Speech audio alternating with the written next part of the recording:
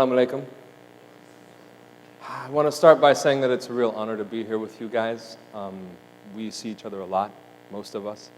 And I think the fact that we're able to have this kind of discussion and program really speaks a lot to the infrastructure of supporting SMEs in Oman. And I think it's really important that as people who want to support SMEs, we have the opportunity to talk about what works, what doesn't work, be collaborators as well as providers. So with that in mind, it is my hope that what I can present to you today is somewhat useful. I was kind of looking around the room yesterday. One of the questions I wanted to find out is who's here, because we had a lot of entrepreneurs here last time. Who are entrepreneurs? Can I see how many entrepreneurs there are? Okay, good, good. How about providers of services that support entrepreneurs?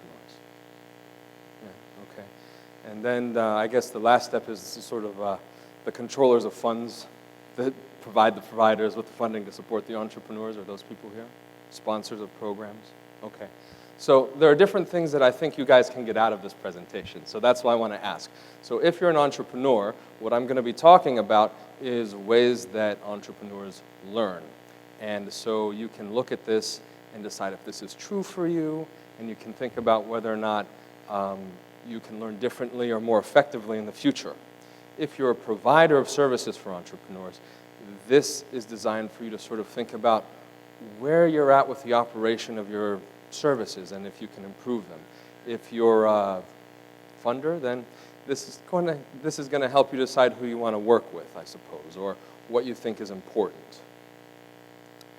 Let's see. I've changed the topic of my presentation, by the way, and that's because when we talk about education, quite often the focus of the people we're talking about becomes educators. And I don't really care if teachers teach or if coaches coach. In programs that we design, what's important is that people learn. And that's a very distinctive difference because, you know, it's very easy sometimes to say, well, we put on a program and they just didn't show up. How ungrateful, right?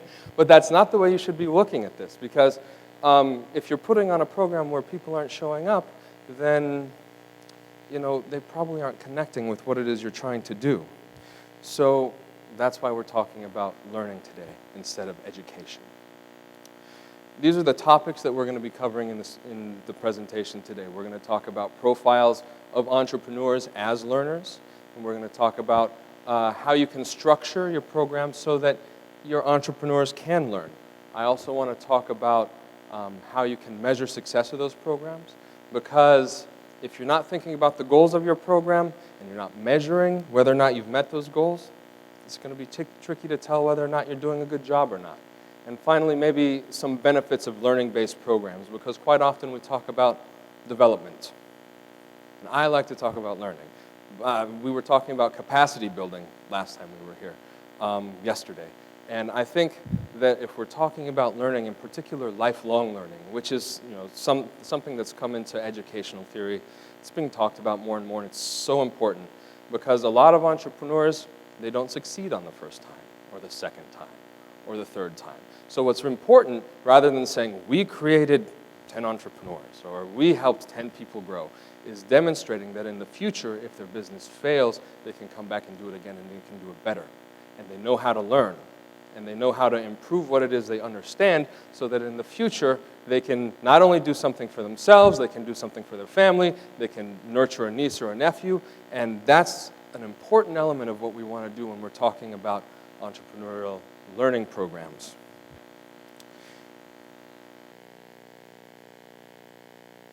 So one of the important things I want to discuss here really quick is the fact that I'm talking right now about SME owners, and there's an important distinction between programs for them and you're starting a business type of programs where you're trying to get people into entrepreneurship to begin with.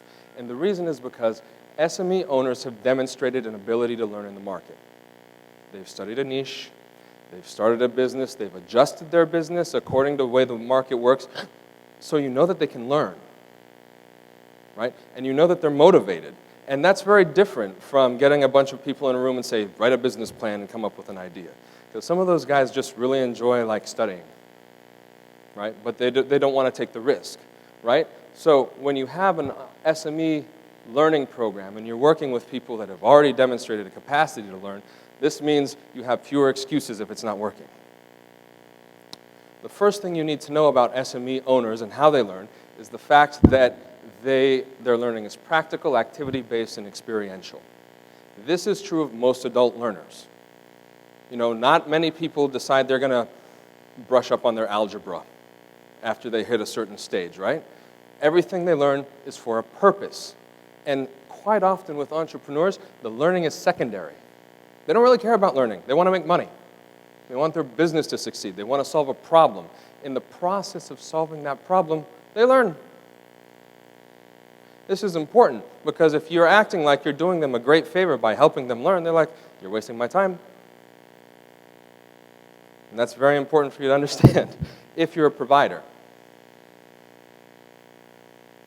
SMEs learn in routine-based ways. In learning theory, this is called single-loop learning.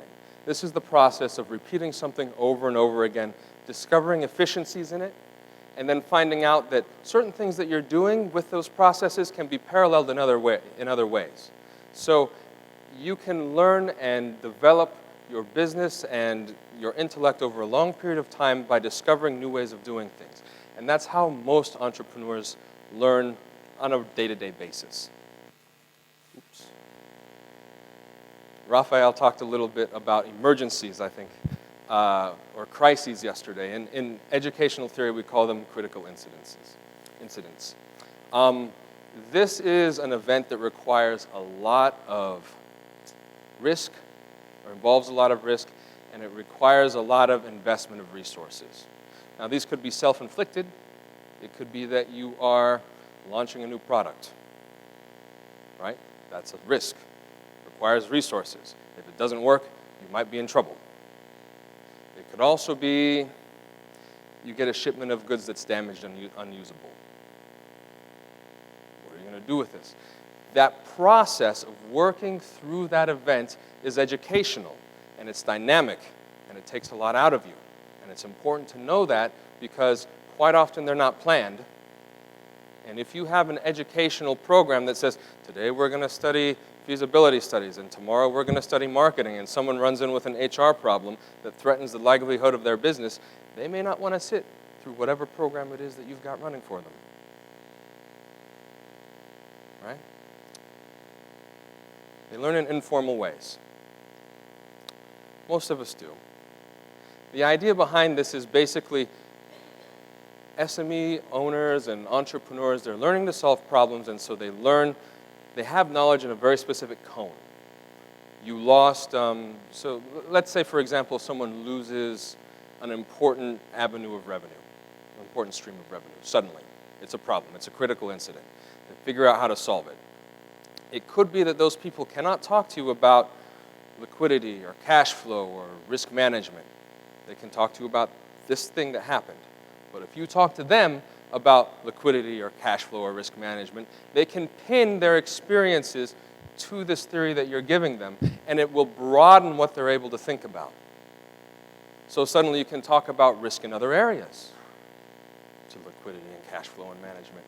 And that's important because you can give people the knowledge to pin their experiences around an idea that will help them become independent learners.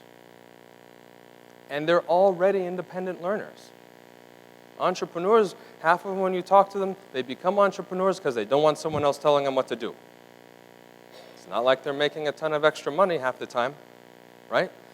Their learning is self-driven, and it's networked. They learn a lot from talking to other entrepreneurs. And actually, in a lot of learning theory, people learn a lot more talking to peers than they learn from a guy with a microphone. All of these are elements of lifelong learning, which we've already discussed, I suppose. The other thing you need to understand about SME owners is that they're busy, suspicious, and sensitive. You know, if they're not working on the business, they're supposed to be spending time with the family, and they already don't spend enough. Right? They're suspicious because you're showing up saying, hey, I'm going to help you how to develop your business, and they're saying, I've been working on this for 5 years, who are you? Right? Who are you? You're going to tell me how to run this business? Forget it. And they're sensitive because for entrepreneurs, having worked at something to create something for so long, your business is kind of considered an extension of who you are. And when people, it can be very difficult to find faults with it. It can be very difficult to share faults about your business. People will lie or be shy, right? How's the business? It's going great. Look, I have this BMW. Okay, great, see you tomorrow. Then they cry in the BMW because they have no gas, right? Because they don't want to tell you that they messed up, they made a mistake. All of this is to say that if you're going to be putting together a learning program for entrepreneurs that's going to require them to show up and you're going to expect them to be there, then you better know what you're doing. Otherwise, you're going to be standing in front of a podium by yourself, feeling very lonely, while everyone else develops their business without you. Oops, I gave you the answer. Does this mean that you can teach SME owners subjects they want, does this mean you can only teach SME owners the subjects that they want to learn? The answer is yes. This is very different from the way we conceptualize education, by the way, and that's why I don't like to use the word education, because when we talk about education, we think about kids. And we can make kids do stuff that they don't want to do. You take away their bicycle. You didn't do your algebra homework, no dessert. You can't do that with SME learners. If you try to teach them something they don't want to do, they just won't show up, and they don't have to put up with your mess. And that's fine. They have agency. Agency is good. I wish there was more in public education, but that's a different rant. At this point, what you need to know is that you can't just inflict what you think is important on SME owners. You have to get their buy-in. And they don't know everything about their business. Sometimes they're more comfortable telling you, sometimes they're less comfortable telling you. But at the end of the day, if you want them to learn something they haven't thought about, then you have to tell them why. And if you're not going through that buy-in process, then they don't care who you are and what you have to say, even if it's really important and you know it is.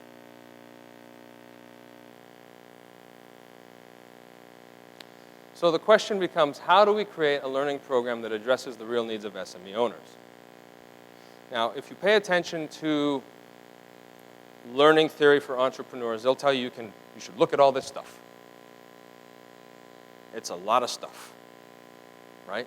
But, I mean, you could see where you might argue for something like this. You could, for example, customize a program that is specifically for women who own abaya shops with a degree in fashion and 2 to 3 years of experience in the market, and that might require a different set of learning than someone with an MBA who owns a restaurant with 50 employees.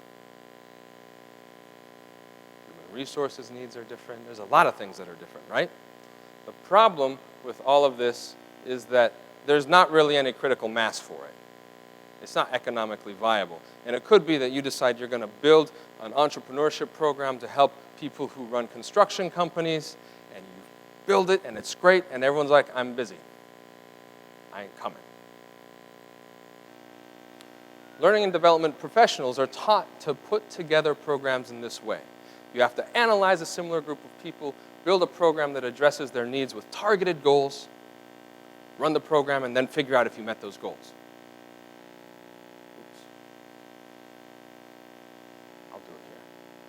In Oman, what I've noticed, usually when we go and talk to people and they say, we want to run an SME program. We say, great.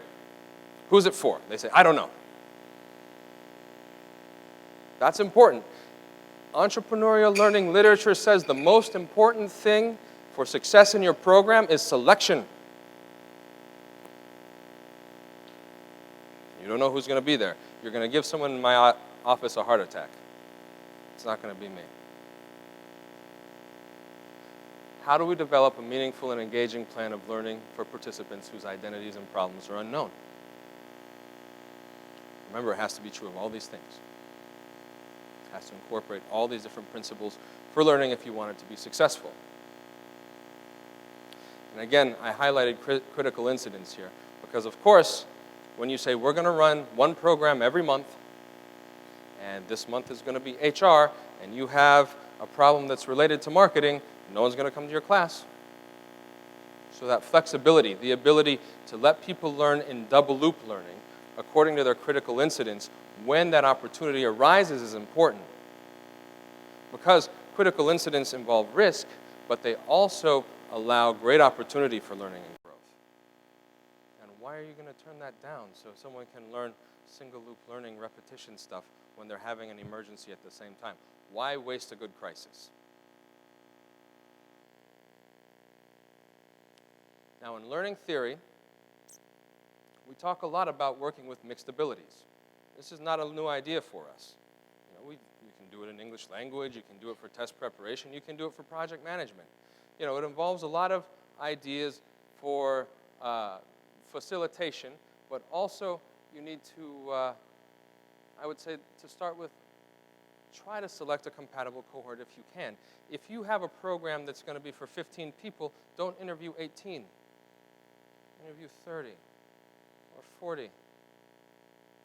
Because within that landscape, then we can say, okay, these guys are going to learn really well together. I don't need to build a program for people on a basic understanding or people for an advanced understanding. What I'd like to see is a collective cohort that's going to be effective together. So the more people you can give me to choose from that, the easier it's going to be for us to put together a cohort that works together. Because remember, entrepreneurs learn from each other, and so you want them to have a good cohort. You have to have a range of materials, and this is related to things like language, because not every Omani speaks Arabic, and not every Omani speaks English, and sometimes they're all in the same class together. So you have to be able to negotiate the language element. You also have to be able to negotiate where they're going to be in their business cycle with regards to these different topics. Not everyone that studies marketing needs to study the same things or has finished the same things, right?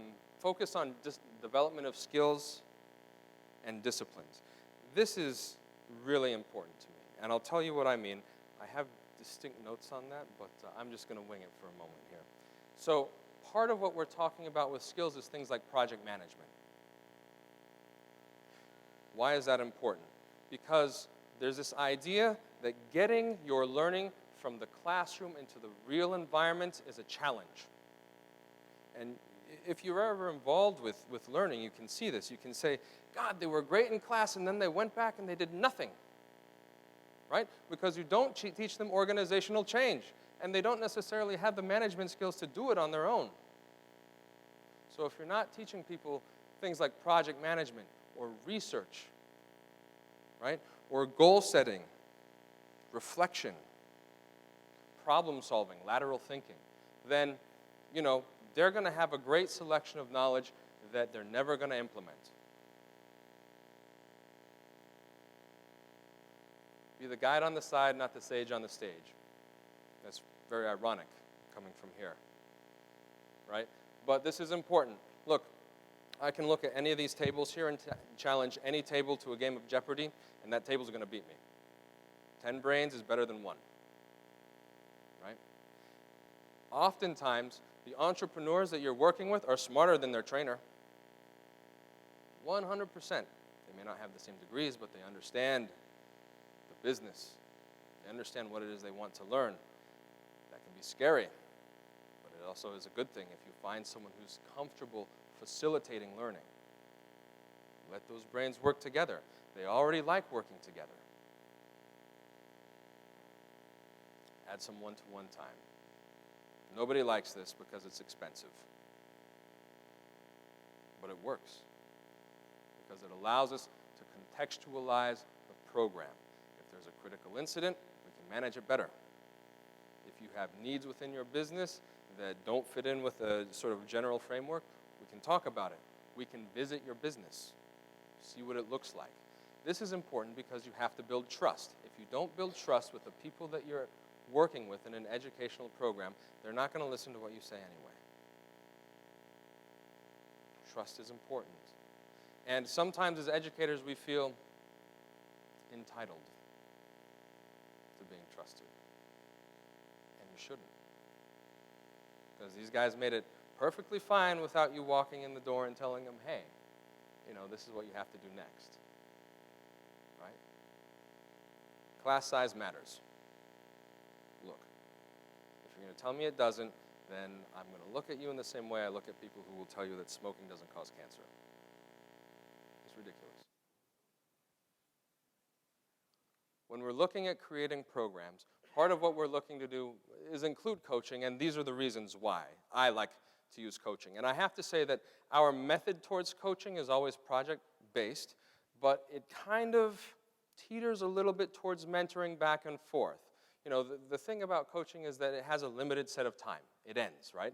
And you're not necessarily choosing your coach where you might your mentor, right? And coaching is also usually skill-based, where you're learning projects or you're learning a discipline, right? Mentoring is sort of a longer amorphous process, generally speaking. But if you're coaching, you're going to have deeper immediate impact with the people you're working with. Your attendance is going to improve because of the impact and because they like their coach, inshallah. Flexibility, we just talked about that, being able to negotiate critical incidents. Site visits, that's part of building trust. And heightened accountability. If your student doesn't do their homework before they come to a coaching session, they can't hide.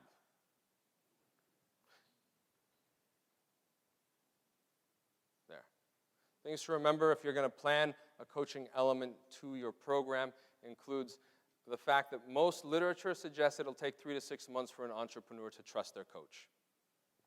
So if your program finishes in 7, you might have a very short window of opportunity in which to develop the relationship that you would like to develop. You should probably prioritize figuring out how to pick that process up if you can. Site visits, amongst other things. You should have a clear rule about cancellations, because entrepreneurs get busy. They forget. What are you going to do if they cancel? Are you going to charge them? If they're good business people, they would charge you. Right? You're going to be challenged. There's going to be some point in working in an entrepreneurial learning program where the participants are going to say, why do I need to know that? Who are you? How do you know this works in Oman? And they should ask you those questions. If you don't have an answer for that, you shouldn't have been talking about it. You are not a consultant. And generally speaking, the entrepreneurs don't want you to be consultants. They don't want you walking in and starting to manage their business for them. Now, sometimes they're a little scared. They might ask you, what should I do? Just tell them, I'm not a consultant. I'm here to help you go through the problem-solving process. I'm here to help you think about what might be best according to you, but you're the person that understands the business the best. Right?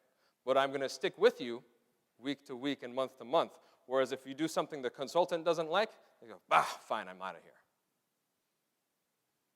If you're not going to do what I told you to do, then you don't need me. If you're a coach, you just say, okay, well, that's your choice. You hope to guide people through a decision-making process that helps them identify bad choices, but you may not always realize why what you see as a bad choice is a good choice.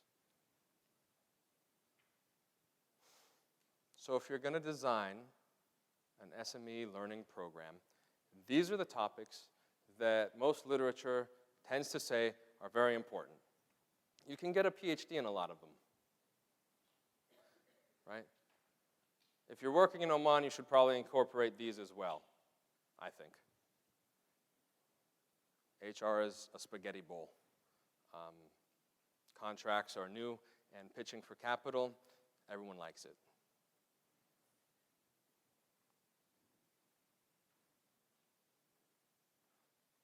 I'll just put all these up. Steps for providing an effective program. Some of these are quite obvious. You need to confirm your program goals, establish structure early so that your entrepreneurs can plan. You also want to discuss and orient expectations. To me, this is very important. This is an element of adult learning. People may not have been in a formal learning situation for a long time. There's a point where maybe you should sit them down first and say, remember to bring a pencil. Seriously. This isn't because they don't take it seriously. It isn't because they're simple. It's because it's been a long time. So understand that.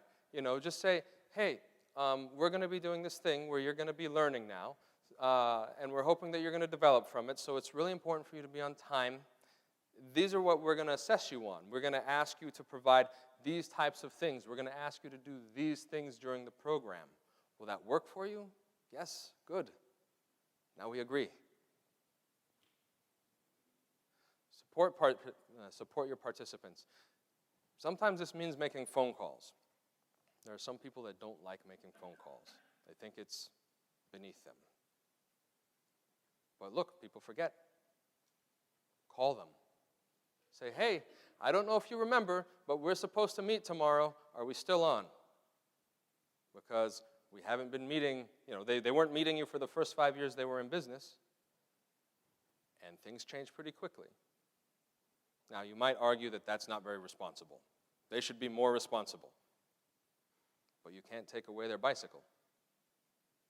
Are you working with them or against them? Provide feedback. Let them know how you think they're doing. And let them tell you how they think you're doing.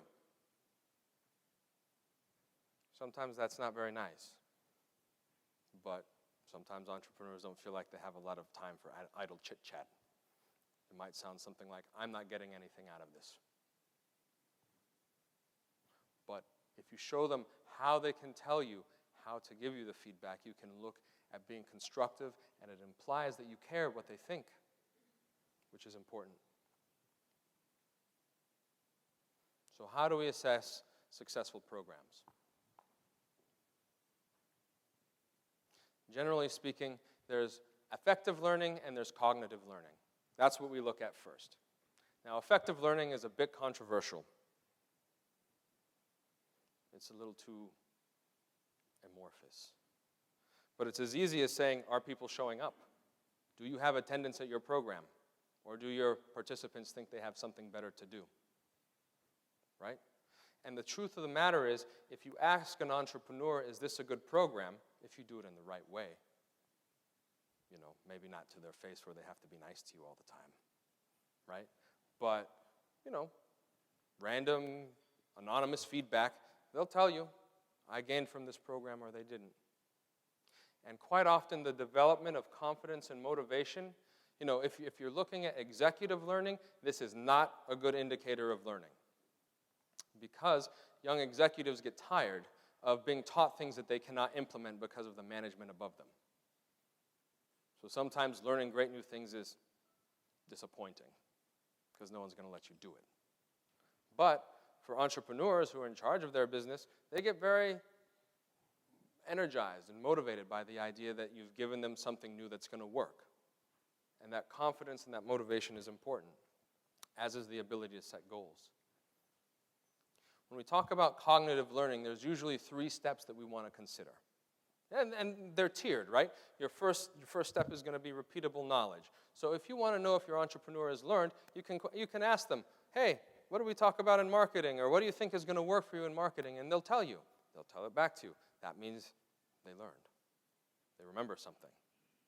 Now, the second stage of learning, which you want to get to at the very least, in my opinion, is for them to be able to use that learning to create plans and to adjust their plans based on the way the market changes. Because you can have a really great plan that looks terrible in a week, right? So they have to be able to manipulate that data in a way that allows them to still be knowledgeable about it, according to the context of their business. And they have to be able to implement the change. This is where we're talking about project management again, right? Because if you can't take what you're doing from the classroom or from the learning environment into the business, then everyone's time is being wasted. So I thought to conclude this, I don't think I'm running out of time yet, I hope. I didn't take track. I want to talk to you a little bit about a program that we ran at Amity East some time ago. It's not our more recent program. Our more recent program was actually one of the more successful ones. This one, Still pretty good, but not our best. But I want to talk to you about it because of the type of the data that we have. This was run from May 2013 to December 2013. We ran a series of workshops for a group of SMEs in collaboration with Bank Muscat. They wanted us to run these workshops for a group of entrepreneurs that they had. And these are 5 of the topics. I'll talk about the other 2 shortly, but these are 5 of them. You can see a lot of them sort of fit in with what we were looking at anyway.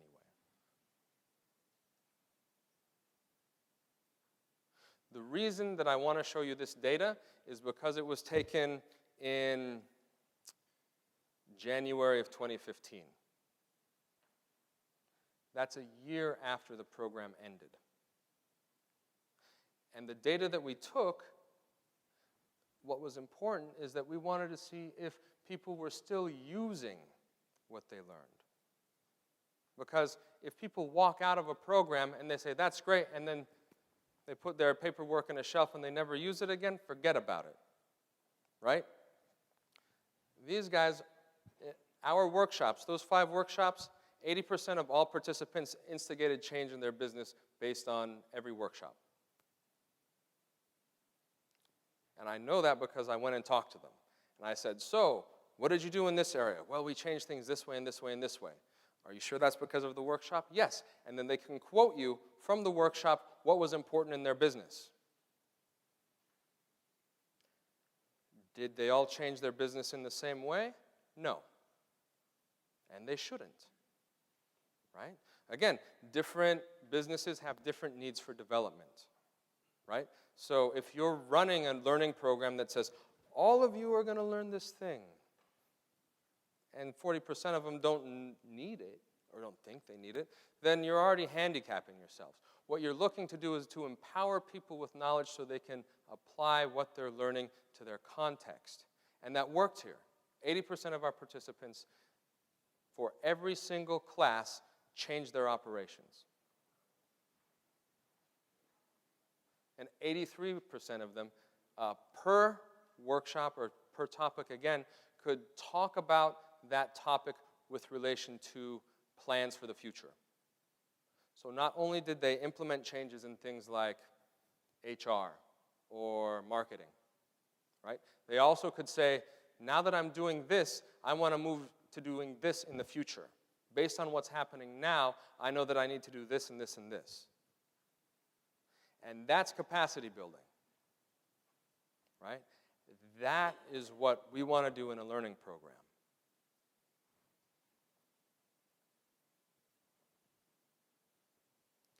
Unsolicited, 100% of the participants mentioned increasing confidence. Because confidence comes from learning. And the ability to make decisions, right? The ability to plan. How did you benefit from this program? I became more confident. That means something good happened. I want to speak to this issue primarily because we need to understand goals when we're approaching learning programs and SME development. It's not enough to create a certain number of entrepreneurs. It's not enough to say entrepreneurs' revenue grew by X or Y%. You know, people who measure the success of their programs that way typically don't ask themselves how oil prices were doing at the same time. They just take credit for consequences within the market, right? No one goes back and says, we created 10 entrepreneurs, but 2 years later, 70% of them were out of business and they were all strapped with loans that they couldn't really afford to begin with. That's an important consideration. You know, if that's what's happened with your entrepreneurship program, I would argue maybe you didn't succeed that well. Because people need to be able to make good choices.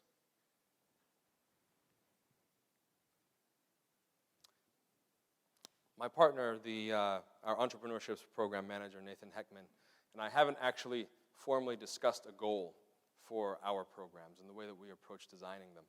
But if we were to do that, and he can holler at me later and beat me about the head if this isn't exactly where we'd be, but having imagined it, it would be something, I think, around this. Long-term practical knowledge, develop and implement, expand and improve, understand lessons so that operations can be changed and business can be done in the future with your immediate enterprise or with a future one or with a friend's one. So this is what I have to say about entrepreneurial learning. Like I said, I hope it's been useful. I think I'm supposed to take questions. So if there are questions. Hello, my name is Najah Abdussalam, and I'm an entrepreneur. I've been an entrepreneur for 5 years now. Okay. I wanted to thank you very much for this presentation because I really connected with the presentation. But I wanted to ask you, were you an entrepreneur before? Did you have a business before? No, because you understand it so well. You convinced me throughout. I'm not an entrepreneur. I come to this topic from a background of education. Okay. The great thing about education is that it fits into a lot of different disciplines. And so this is one of them. I've engaged a lot of different disciplines through education. My brother's an entrepreneur, so to speak. He's what you might call a professional entrepreneur. He's got a band. Right? But a band is basically a small business. Yeah. People forget about that. Yeah. People also forget about professional entrepreneurs like dentists. Yep. In Oman, if you want to increase entrepreneurs, why don't we have a dental college? I'm being facetious, But I mean, we always think about entrepreneurship as being something that involves commerce exclusively. And there's a lot of different ways that you can generate people running their own business. Yeah, Oh, sorry, did you have another question? I had another question. Does Amadist collaborate with Riyada? Because I know that the charge is a little bit high for SMEs to take some of the workshops that you mentioned. Mm-hmm. So I would love to see it collaborate with Riyada so that we can get it for free. We would love to collaborate with Riyada too, and we have in the past, most recently when they ran the Princess Trust program. We oriented all the entrepreneurs to the beginning of that program. And obviously the orientation process is something I believe in very strongly. We talk to Riyada from time to time about that possibility. I'll mention you mentioned them. Hi, Yes. Good morning. Sorry. Sorry. Nadia, go ahead. Yes, thank you. My name is Nadia. I'm an SME as well. I'm totally one of those very suspicious SMEs of educational programs. And my question to you is, how do you engage to actually create the audiences for your programs and your workshops? And a follow-up question to that is, as an SME, what are the things that I should be looking for before an or a learning program to ensure that the guys that are standing on the side are actually not on stage and are actually going to be teaching me something? Well, I mean, that's almost a consumer question, and in the environment today, it's very hard to be picky because so many things are free. But you're right insofar as that, did I just get louder? Sorry, I'm looking down. How do you check to see if people are going to do it? I mean, I would say you could ask to speak with the people who are running the program, Basically, places like Amadist and other places that are running programs were implementers, So you can talk to people about what their principles are. Typically there's an interview, and in interviews, I believe interviews should never be one-sided, We talked about the selection process, right? So if we're going to be running a program, usually we're thinking, okay, there's going to be 15 people in it. I don't like programs with much more than that. So we'll interview 30, sit down and talk to them, and if you're saying, so how do you run your program? It could be that you just say, well, maybe this isn't the right one. I mean, that's a choice you have to make, though, because who can say when another one will come along, right? Yeah. But it's definitely okay to ask people who are going to be your instructors or your mentors or your coaches what their approach is going to be. Because it's more messy if you try to leave halfway, if you've committed and then you can't do it, right? Okay, thank you. Does that work? Or? Yes, thank you very much. Sure. Sure. From what I understand, there's always been a challenge of maintaining interest, and you've mentioned that, and especially with the coaching, and Doha obviously must know that experience as well, is that a lot of so-called, I'll say so-called entrepreneurs, because I believe that that is a very big tag or a name tag for a lot of business owners. I'd like the idea of SMEs as well. It's more realistic, it's being more honest with yourself as well. Yeah. The fact that you can't keep their attention for a very long time, commitment to the meetings and stuff, even when they're getting it for free, by the way. You know? Especially, by the way. Yeah. From experience, is there anything that you would advise besides what you've spoken about in trying to create that commitment? The buy-in is important, but you know, if I'm in an incubator and I'm being given free coaching or subsidized coaching, to me, the other priorities of, you know, the mindset that my business is more important than sitting with someone who's going to tell me what to do. Mm-hmm. Is there anything practical that could both help SMEs realize that this is very important, but also from the other end, the coaching end or the mentoring or even the programs and workshops that will keep both sides engaged and committed? I'll tell you the different approaches that I've seen. You know, a lot of funding organizations favor the stick. So they'll say, if you're going to take this program, we're going to freeze 200 Riyal in your bank account, and if you don't attend 70% of the workshops and coaching, we're going to take that away from you. The problem is, as soon as an entrepreneur can skip your meeting to make 350 Riyal, that doesn't really matter anymore. So really, I mean, and I talk about this a lot when I train teachers in just classroom management. Like, if you're playing whack-a-mole, if you're just chasing people all the time and they're not convinced that they need to be listening to you, you're never going to win. You know, there's more of them. And frankly, they're smarter and have a lot more moving parts. So, I mean, it's all about buy-in. And you have to figure out what it is that you have to offer that the entrepreneur is going to want to come back and see you for. And you have to make them comfortable enough talking to you that they can call and ask you to reschedule. Right? I mean, no one's saying that this schedule, you know, is written in stone, right? You know, part of this process needs to be getting people to buy in early to a schedule, asking them to confirm it, and then saying, here's my phone number. You know, if the pipes burst in your building or you have a flood in your shop or whatever, call me, we can reschedule. But I can't stress enough the idea that if you're actually going to be working with these guys and you can go actually see where they're working, that is transformative in your relationship. It shows that you're willing to get your butt in a car and go and see how they're working. You know, when we've done programs like this in the past, we have entrepreneurs who line up, they have a meeting and their entire staff is there and say, this is my coach and he's going to be working with us on this, and every time I talk to him about this topic, we're all going to have a strategy session together. And he goes around, they meet everyone and they see how the operations work. Amazing. Right? So, is that going to work for everybody? No. Because there are also other goals to programs, right? Like, for example, if there is a promise of funding at the end, you know, people are going to decide if they want the funding or not. You know, that doesn't necessarily mean that they're learning or they're bought in, right? But, you know, carrot and stick. It's kind of a vague answer, but I don't have a better answer than you have to go out of your way to make entrepreneurs trust and believe in you.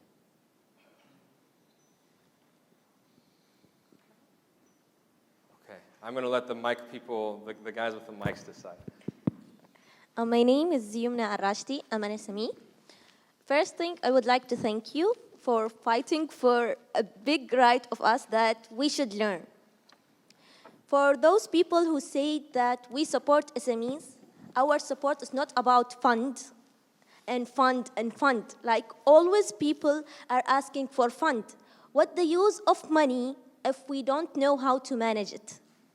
If you ask me today, if you give me 1 million riyals for education or 1 million riyals to invest it in my company, I will take it as a scholarship for education. This 1 million riyal can be thousands of million after education. But without education, it will be useless. So the thing that I want to say for people who are supporting SMEs, we need workshops, trainings, and these things. Please, stop putting prize and these things and gifts and other stuffs, because we need to learn at first. Learning is the base for everything. Thank you. Thank you for giving this chance. It was my pleasure. And whether they tell you or not, most entrepreneurs feel unprepared. They feel uneducated. They wish they had more support. I think as people who are going to be trying to provide that support, what we're really trying to do is provide the best support or the right kind of support. You know, I believe in customization of learning. That's a very important part. Hi, Paul. Hi, Bill. Great presentation, by the way. Thank you. You talked a little bit about getting from the classroom to the real world and implementing that, and then you saw 80% of your cohorts were actually implementing what you taught. If you had to identify one or two things that really solidified that implementation, what would it be? It depends. To make an overall statement like that is dangerous because it depends on who you've got in your program. Because I can tell you, the people that we were running in this program were very, very motivated. They were selected almost exclusively based on that. So it was a selection. We were assigned them, but they were from the 40 entrepreneurs that came out of the mentees that came out of the Bahla SME conference. So they were kind of, and I don't know the exact specifics of how they were selected, but those guys came in saying, we want to learn. Now, the degree to which they were able to match stuff that we were talking about in the classroom to their business, I think had a lot to do with the coaching, where people were sitting down and talking to them about, okay, well, what about this landscape of knowledge works for you and fits in with what it is you want to do? And what are your goals, right? Because it's not as if SME owners don't have an idea of what they want to do or where they want to go, you know?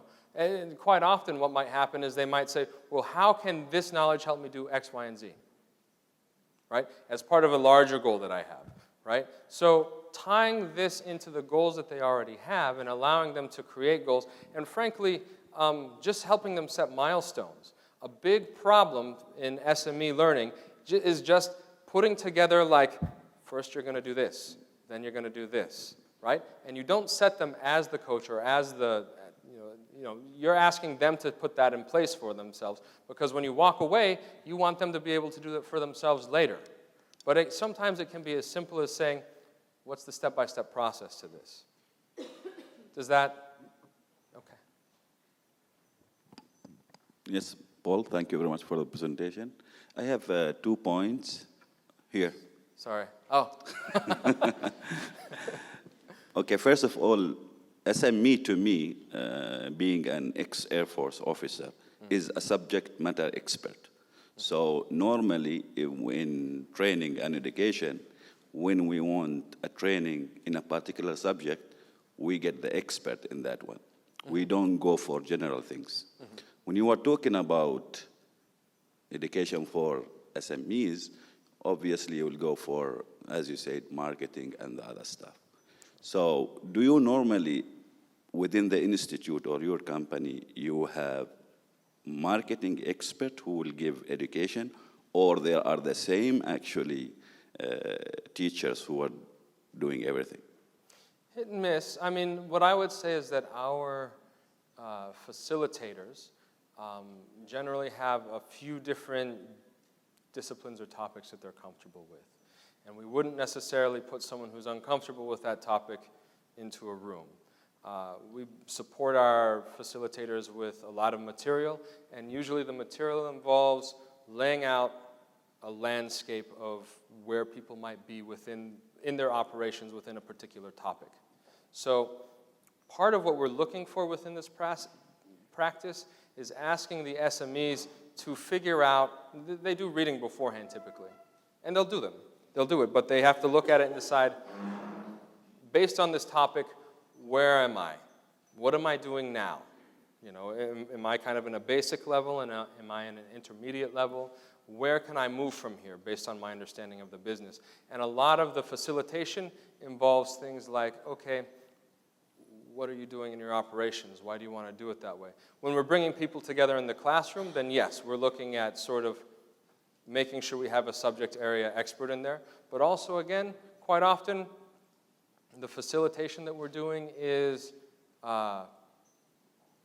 participant-based, where instead of saying, okay, so this is the topic and this is how you're going to do it, our students have often thought about that in advance, and so they're going to start talking to each other about ideas that they have.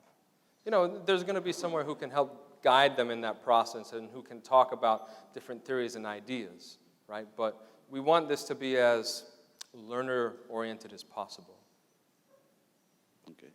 I have another point I like when you said you analyze the need of groups who have the same interest in one subject, and then you design the course accordingly. Now, I wish that is also to the other organization where they funding also, so they find the same group where they have the same interest or the same goal for the same type of the company, and then they gather the funding, they gather the knowledge and everything in one side. Rather than having 1,000 SME, then they have 10 of them with the same categories. Thank you. My pleasure. I think the more you can customize, you know, the better any sort of service is going to be. I'm taking up someone's speaking time, I'm sure. Yeah, I can see you moving. Okay. Thank you very much for your time, everyone.